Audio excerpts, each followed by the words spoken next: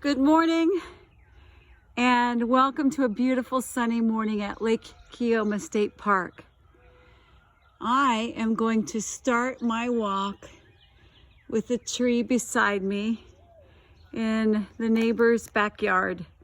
And this tree, I will bring you, yesterday I might have mentioned, I'm not sure, I did mention it in a video, that if you see twigs that are opposite one another, even if you see one pair that are opposite of one another on a branch, and hopefully you can view here that there's at least two that are opposite one another, you know that you have, remember this acronym, MAD buck.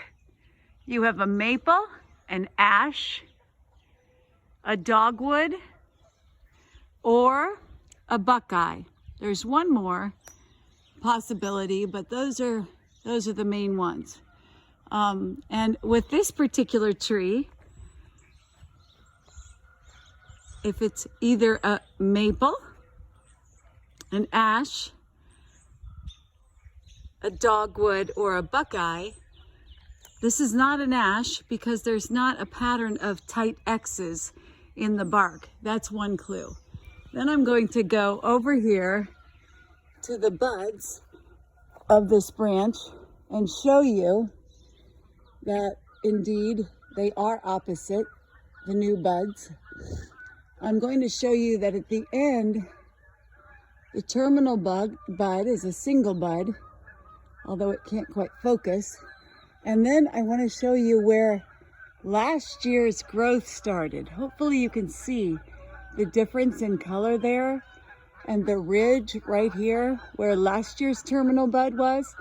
So that would be the growth for 1 year. And that's going to be the case on all these, where there's the new color, the new terminal bud leading to new growth for this year. And I wish we could see for sure. I'm thinking this is a sugar maple, but I haven't found one of the real, yeah, there's probably one. I was told that if it looks like a fork at the end with 3 prongs, you got yourself a pancake stabber. And of course, a sugar maple is something that can be tapped. And my father used to do this, and probably still will, and would love it if we took on the tradition of tapping for maple syrup, where of course you can boil the sugar water that comes, the sap that comes out of that tree, and boil it down into a concentration that tastes like, well, that is maple syrup. If you can see here, there's some sycamores that are also holding on to their leaves. Of course, I mentioned yesterday that oaks hold on to their leaves, but so do sycamores. And sycamores can hold on to their seed pods too, although I'm not necessarily seeing any of them right now. But you can see that sycamore is a beautiful, beautiful large tree that at the top is all cleared off and white. Probably we have some bur oaks in here. This could be a black cherry. I think it is. It's scaly, it's darker than many. We've got some oaks here, and I think we're going to see an elm on our walk. And I think that's a black cherry too, with the scaly dark.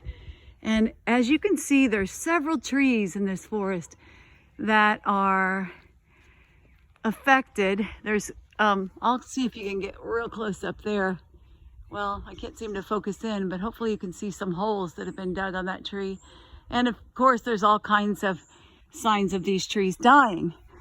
And I'm pretty sure that I've identified these trees as elm, although if you look at other factors, but I learned over the weekend that an elm will definitely have a buttress. And that's a buttress. It's when the roots show at the bottom, not just show at the bottom, but have, like, you can see that it's really defined out above the earth. And this pattern here Can be a lot smaller, but it is a pattern of an elm. And many of these are covered in fungus. And of course, there's an elm ash borer that has been damaging trees all over the country. And it used to be the tree that people would have in their towns lining the city streets, but they've been dying. I want to show you one more. I think that's a black cherry that's dying, but I'm going to show you. Hopefully I can get up to real quick. Oh, and talk to your kids about the fungus growing on here. Once the tree has bugs going in and other things going into the bark is open and the spores just drop right in there and fungus grows. And of course, that's how the tree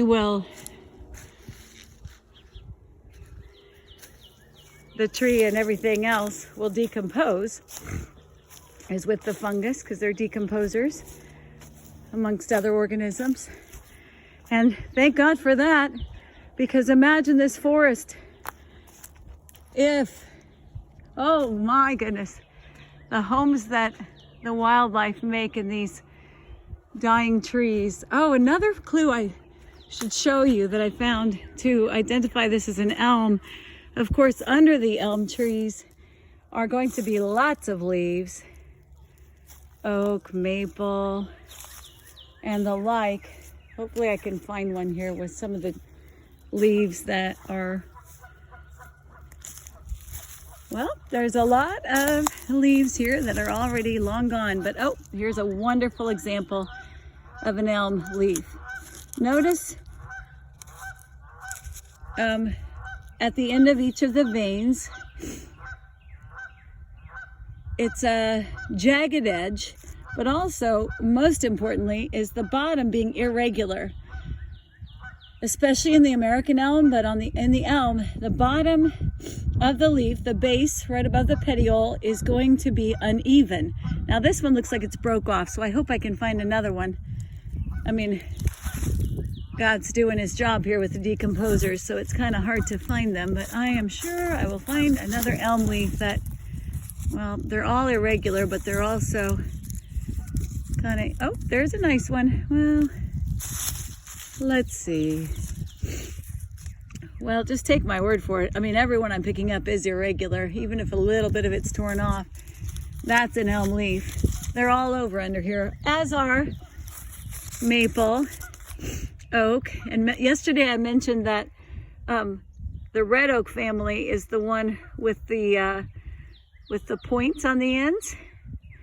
And the deeper the sinuses are, the more likely it's a pin oak. I'm not sure which kind of red oak this one is, because the sinuses aren't really that deep. But there's different leaves all within one tree as well. I'm going to take you to a treasure that I have been excited to find. So anyway, if someone can tell me different, I think that this beautiful tree with its beautiful patterns all over Lake Keomah, unfortunately that's dying, is an elm. And I'm going to take you to one of my favorites that I found. I hope you can hear the birds as I walk.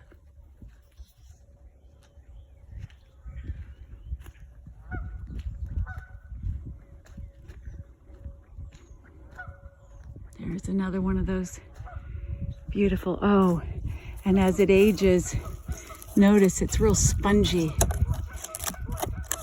and super hollow. And obviously there's all kinds of room for wildlife to make their home. And there's another one like that. Oh, here we go. This is a small specimen of the tree I'm excited to show you. You will be excited to see this tree in a forest because it's the one that you can identify easily with bark. It looks like it has little warts all over it, but when you look real close, each one of those warts, or the group of warts, is layers and layers of bark over the years. And they're in nice strips, and their twigs are kind of zigzaggy. They're kind of like a zigzag. And Their buds are alternate, and they're all over here at Lake Keomah.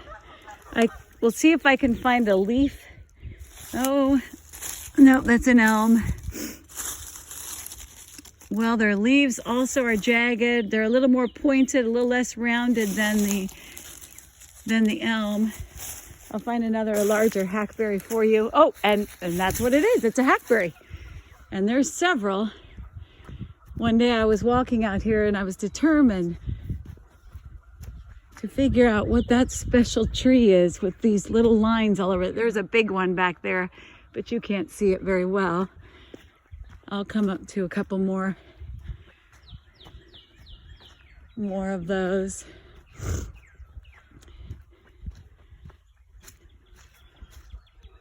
I believe we're seeing some walnut trees, and kids love to climb this tree when they come walking in this forest. Come on over. Here's another little hackberry.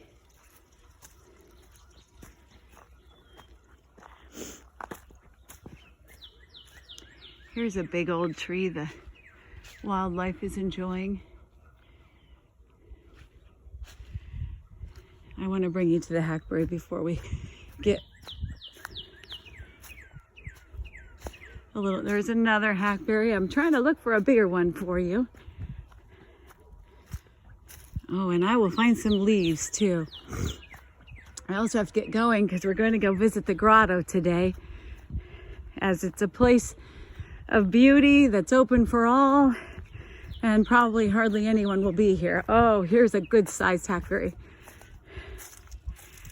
Look at it. I'm told this is years of growth. The phloem and the xylem paths that now have moved out are no longer active.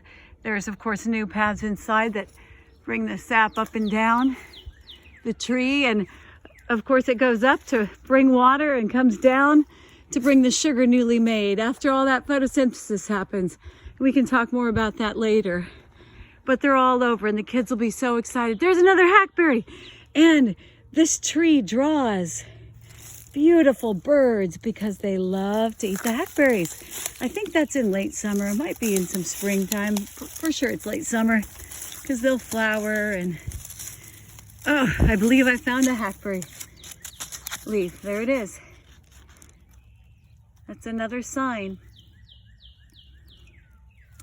And it won't be long. And there's a baby. There's a baby. And you can see its twigs are a little zigzaggy here and there and everywhere. All right, I have to go because I have to pick up a student, and we're gonna go check out the grotto. Have a wonderful day.